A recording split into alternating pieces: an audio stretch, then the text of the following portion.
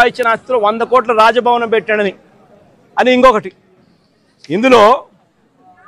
ఇందులో సాక్షాత్తు వాళ్ళు విజిలెన్స్ రిపోర్టు వీళ్ళంతకి వీళ్ళే లెక్క కట్టినారు.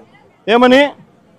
Upon examining the material evidence, the government assessed value of the 120 ankanams is 1.42 crores. The estimated construction value of the house is approximately 5 to 6 crores. ఈ లెక్కల ప్రకారం 6-7 కోట్లు దాటినప్పుడు ఇక్కడ 100 కోట్లు అని చెప్పి ఆయన మీద ఇంకొక తప్పుడు ఆరోపణలు చేయడం ధర్మమేనా అని అడుగుతా ఉన్నా.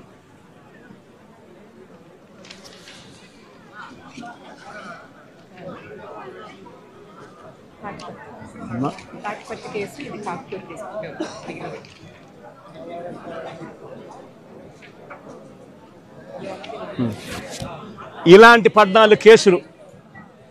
14 కేసుల్లో ఆయనను రోజుకొక ఆయన ఒక కేసు అయిపోతూనే ఒక కేసులో బెయిల్ వచ్చే టయానికల్లా ఇంకొక కేసు పెడతా ఉన్నారు.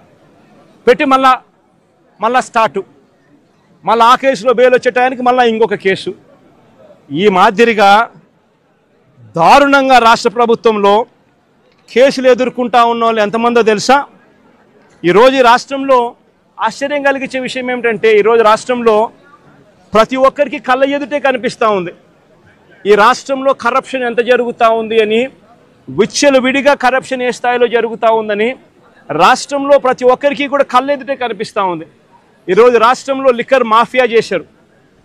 రాష్ట్రంలో లిక్కర్ షాపులు అన్నీ కూడా ఎవరికి ఉన్నాయి అని అందరికీ తెలుసు. ఏ నియోజకవర్గానికి వెళ్ళినా కూడా ఆ ఎమ్మెల్యే ఆ లిక్కర్ మాఫియా కార్టెల్ బాసు అని చెప్పి ఎవడైనా చెప్తాడు. ఏ నియోజకవర్గం వెళ్ళినా కూడా ప్రతి గ్రామంలోనూ ఆక్షన్ను బాడి బెల్ట్ షాపులు నడిపిస్తూ ఉన్నారన్న సంగతి ప్రతి ఒక్కరికి తెలుసు. ఏ నియోజకవర్గంలో అయినా కూడా ఇల్లీగల్ పర్మిట్ రూములతో లిక్కర్ అమ్ముతున్నారు అనే సంగతి కూడా అందరికీ కనిపిస్తూ ఉంది. ఈ ఇల్లీగల్ పర్మిట్ రూమ్లో అయినా కూడా ఈ బెల్ట్ షాపుల్లో అయినా కూడా ఎంఆర్పి రేటు కన్నా ఎక్కువ రేటుకు లిక్కర్ అమ్ముతున్నారు అన్న సంగతి కూడా అందరికీ తెలుసు. రాష్ట్రంలో ప్రతి ఒక్కరికి ఇదంతా కనిపిస్తూ ఉంది. సాక్షాత్తు డిఐజీల ఆధ్వర్యంలో డిఎస్పీల ఆధ్వర్యంలో సిఐలు, వీళ్ళే ఒక ముఠా, మాఫియా ముఠా.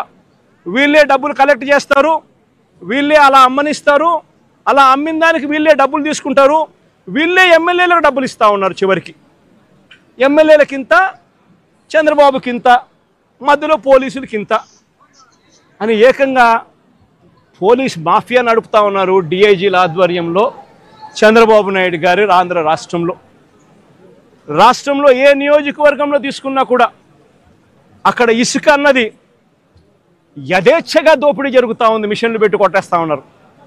ఎక్కడ ఉచితంగా ఇసుక ఇస్తూ ఉన్నారని అడుగుతా ఉన్నా. కళ్ళ ఎదుటే కనిపిస్తూ ఉంది. నియోజకవర్గంలో ఏ మైన్స్ ఉన్నా, ఎందుకు ఇదే నెల్లూరు జిల్లాలో సిలికా క్వాడ్స్ దోచేస్తూ ఉన్నారు ఏకంగా. ఎవడు సిలికా మైన్స్, ఎవడు క్వాడ్స్ మైన్స్ ఎవడుకున్నా కూడా వాళ్ళు ఇక్కడ లోకల్గా ఉన్న విపిఆర్ అనే ఆయన పెద్ద మనిషికి ఆయన ద్వారానే అమ్మాల.